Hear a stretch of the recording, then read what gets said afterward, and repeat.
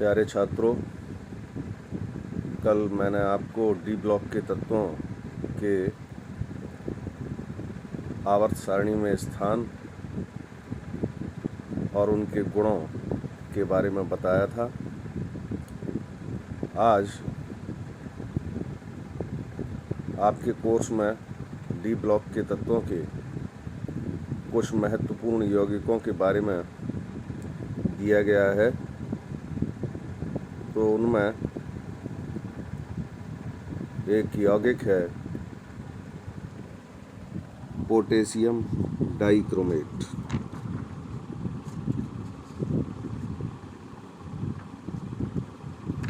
ये जो है पोटेशियम डाइक्रोमेट, ये चमड़ा उद्योग के लिए एक इम्पॉर्टेंट केमिकल है और इसका उपयोग कई एजो यौगिकों को बनाने में ऑक्सीडाइजिंग एजेंट के रूप में करते हैं। पोटेशियम डाइक्रोमेट को सामान्य रूप से क्रोमेट से बनाया जाता है, जो FeCr2O4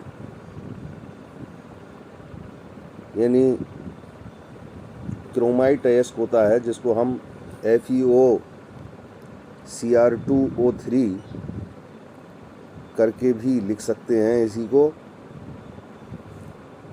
FeO.Cr2O3। तो इसे नोट कर लें।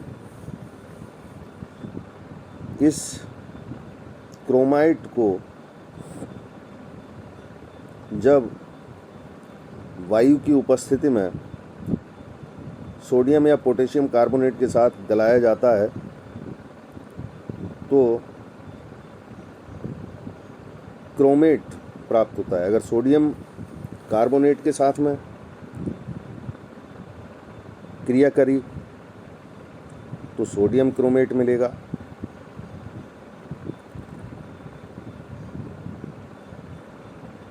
तो सबसे पहले ये रिएक्शन होती है FeCr2O4 plus 8Na2CO3 plus 7O2 arrow 8Na2CrO4 plus 2Fe2O3 plus 8CO2। ये जो सोडियम क्रोमेट बना यहाँ, इसके विलयन को छानकर उसे सल्फ्यूरिक अम्ल द्वारा अम्लीय बनाते हैं, जिससे नारंगी रंग के सोडियम डाइक्रोमेट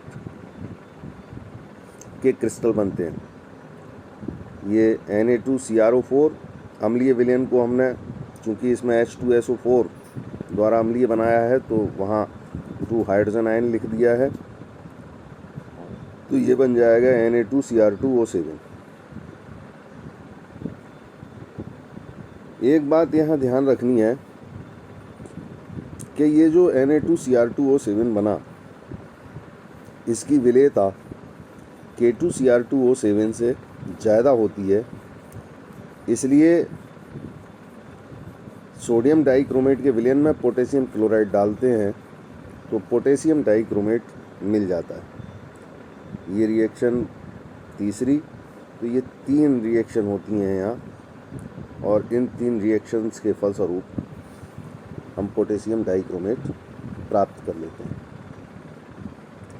यानी सबसे पहले रोएस्टिंग कराएंगे क्रोमाइट अयस्क का सोडियम क्रोमेट में, बदल जाएगा वो। रोएस्टिंग कराने पर, भर्जन क्रिया कराने पर, और फिर सोडियम क्रोमेट का सोडियम डाइक्रोमेट में परिवर्तन करेंगे H2SO4 मिलाकर, और फिर सोडियम डाइक्रोमेट का पोटेशियम डाइक्रोमेट में परिवर्तन करेंगे, सोडियम डाइक्रोमेट में पोटेशियम क्लोराइड की क्रिया द्वारा।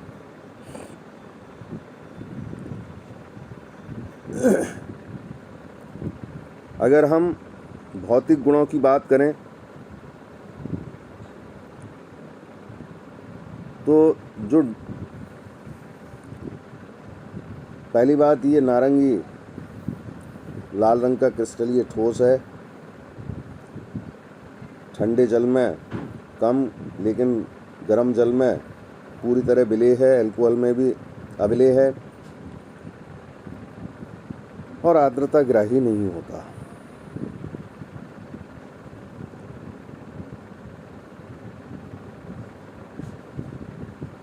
अम्लीय माध्यम में डाइक्रोमेट आयन की ऑक्सीकरण क्रिया का समीकरण ये दे रखा है। माध्यम हमने अम्लीय कर लिया H आयन, तो ये डाइक्रोमेट टूट गया क्रोमियम आयन में। तो इस तरीके से अम्लीय पोटेशियम डाइक्रोमेट आयोडाइड का ऑक्सीकरण आयोडीन में, सल्फाइड का सल्फर में और Sn+2 चार्ज का Sn+4 चार्ज में और Fe+2 चार्ज का Fe+3 चार्ज में, यानी फेरस का फेरिक में ऑक्सीकरण करेगा।